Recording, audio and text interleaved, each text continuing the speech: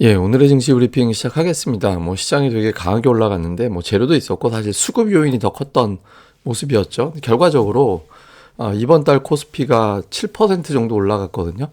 2020년 12월 이후에 월간 상승폭으로는 최대로 올라갔습니다. 이게 차트에서 보시다시피 60월선 근처까지 올라갔죠. 이거 돌파하면 조금 양상이 달라질 수 있는데 12월에 이걸 뚫고 나갈 수 있는지 좀 주목을 해볼 만하고요. 이게 중요한 게 아니라 이게 달러 차트입니다. 그러니까 달러 차트로 보면 이번 달에 거의 17% 가까이 올랐거든요. 그러니까 16% 중단. 그러니까 이게 환율은 빠지고 지수가 올라가면 이건 더 훨씬 더 크게 올라가게 돼 있죠. 이거 외국인들이 보는 기준이 될 텐데 10년 이내에 이거 이번 달보다 더 많이 올라간 사례는 한 번밖에 없었어요. 예, 그러니까 이게 이제 2021년 11월에 17% 넘게 올라간 적이 있었는데 그 이후에 두 번째. 그러니까 그 이후뿐만 아니라 최근에 10년 동안을 넓혀봐도 월간 상승으로는 달러 기준으로는 역대 이제 두 번째 큰 폭으로 올라간 그런 사례였습니다. 예전에 이제 금융위기 이후에 더 올라간 적도 있긴 한데 어쨌든 이번 달에 좀 여러 가지 기록이 좀 나왔고요.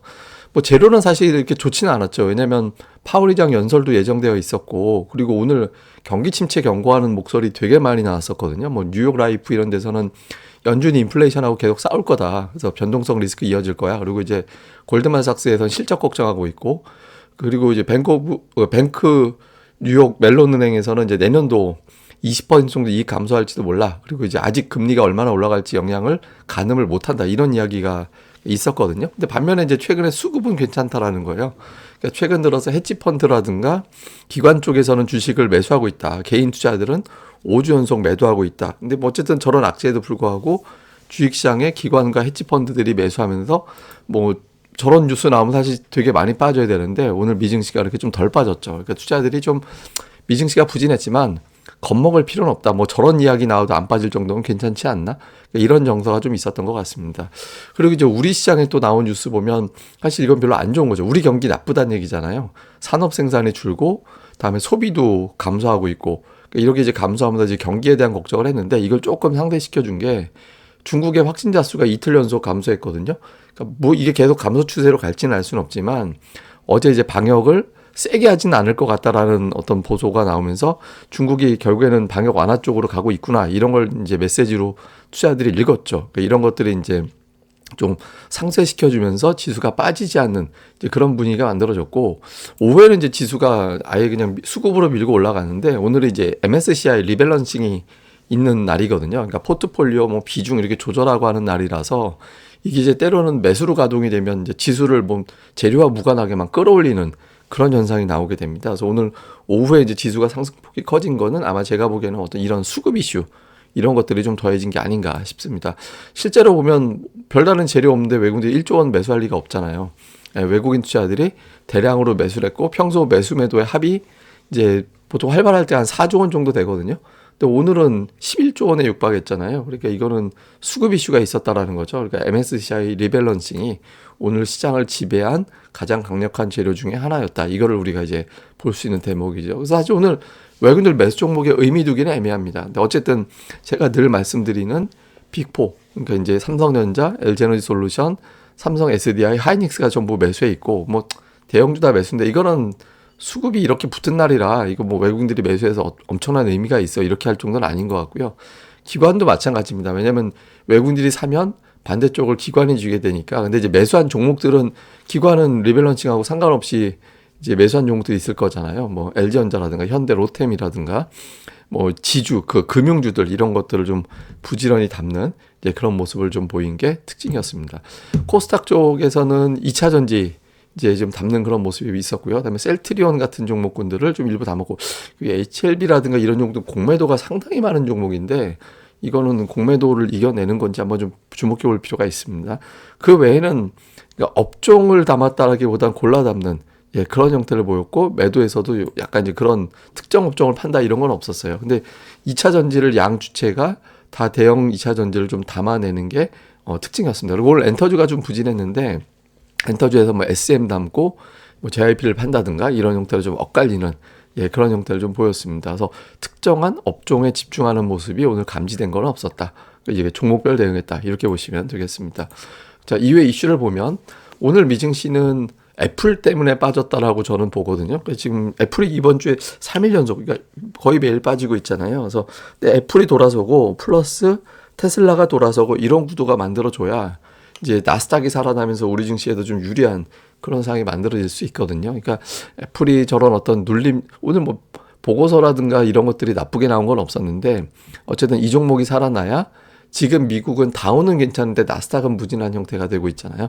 이 구도가 이제 어떻게 나오느냐. 사실 오늘 그 어떤 기사도 있었냐면 빅4 빅테크 종목군들의 전성시대는 끝났다. 이런 어떤 분석 기사도 있었거든요. 이건 제가 나중에 시간 내서 설명드릴게요. 그 다음에 제일 중요한 이벤트는 역시 파월 연설. 그러니까 오늘 지수가 올라갔다라고 해서 파월 연설을 무시하고 올라간 게 아닙니다. 오늘은 수급 요인이 컸으니까. 근데 파월 연설 이후에 투자자들의 반응이 과연 어떻게 나올 거냐. 이제 뭐 보나마나 좀 센 얘기 할 텐데 저 사람 연설 지나갔으니까 불확실성 끝났어. 이런 반응이 나올 수도 있는 거고 아, 이거 FOMC 때까지는 힘들겠다. 이렇게 볼 수도 있거든요. 이게 반응, 그리고 중요하고요. 그다음 오늘 외국인들이 되게 세게 들어왔는데, 그 MSCI 리밸런싱 이후에도 과연 매수를 해줄 거냐. 특히 이제 하이닉스 모처럼 매수했잖아요. 그러니까 이게 이제 이 변수 제거한 뒤에 12월에도 과연 이제 매수할 거예요. 내년도 지금 적자 이야기까지 나오고 있는 상태이기 때문에 우리 기업들의 실적이 반영이 된 건지 안 된 건지 외국인들이 어떻게 보는 건지를 볼 수 있거든요. 12월 되면 금융투자가 매수로 붙는 시기이기 때문에 그러니까 외국인들이 어떻게 되느냐에 따라서 좀 달라집니다. 그래서 이제 구도 좀 볼 필요가 있습니다. 오늘 특징은 뭐 사실 뭐 대형 IT, 증권, 금융 이런 거는 오늘 특징적으로 설명드릴 사항은 아니죠. 그러니까 수급이 좀 특이했던 날이니까. 아, 그 다음에 이제 제가 좀 흥미롭게 본 게 뭐냐면 이게 그 아시아 태평양 인덱스 지수입니다. 그러니까 아시아 태평양 지수인데 이번 달에 14%가 올랐대요. 예, 근데 이게 길게 보면 이제 14% 오르긴 했는데 이게 그 1998년도 이후에 최대폭, 그때보다 더 올라간 거거든요. 그러니까 최대폭으로 올라가서 이게 역대급으로 올라간 겁니다. 그러니까 중국 쪽에서 이제 많이 올라가서 그런 건데, 홍콩이라든가 이런 데서. 그러니까 이유가 중국의 방역 완화가 기대가 되고, 그다음에 이제 연준의 속도 조절, 그다음에 중국과 대만의 갈등 완화에 안도했다. 이런 게 있는데, 하단에 또 이 기사, 이게 블룸버그 기사를 제가 요약해 드린 겁니다. 근데 하단에 어떤 내용이 있었냐면, 내년도에 한국과 중국 증시가 좋을 것 같다. 그러니까 중국이 한 14% 정도 올라가는 어떤 그런 역할을 좀 할 것 같고 해서 뭐 한국 증시도 내년에 좋을 거야. 이런 코멘트가 있었거든요. 그래서 저는 사실 오전에 외국인들 매수가 붙어서 아, 이 이유도 좀 포함이 되어 있나 보다라고 이제 봤었거든요. 그러니까 MSCI라는 변수 외에도. 근데 어쨌든 요런 게 이제 조금씩 일부는 좀 영향을 줄 수도 있습니다. 그래서 이런 부분들이 이제 올라가고 또 아시아 태평양이 미국보다 훨씬 더 나은 흐름이 나오게 될지, 만약에 괜찮은 흐름이 나오게 된다면 한국의 비중이 적지 않기 때문에 증시 흐름이 상당히 야옹하게 나올 수 있거든요. 그래서 요 구도를 한번 볼 필요가 있습니다. 사실 금리 인상기가 보통은 다 좋은데 요번엔 금리 인상기에 증시가 하락했잖아요. 그래서 굉장히 독특한 형태를 보이는 국면인데 이걸 이제 아시아에서 미리 털어내고 움직임이 나올지 요걸 좀 주목해 봐야 될 것 같습니다. 예, 어쨌든 뭐 추가적인 내용 나올 때마다 제가 계속해서 전달해 드리겠습니다. 이 방송 구독하기, 좋아요 꼭 부탁드리고요.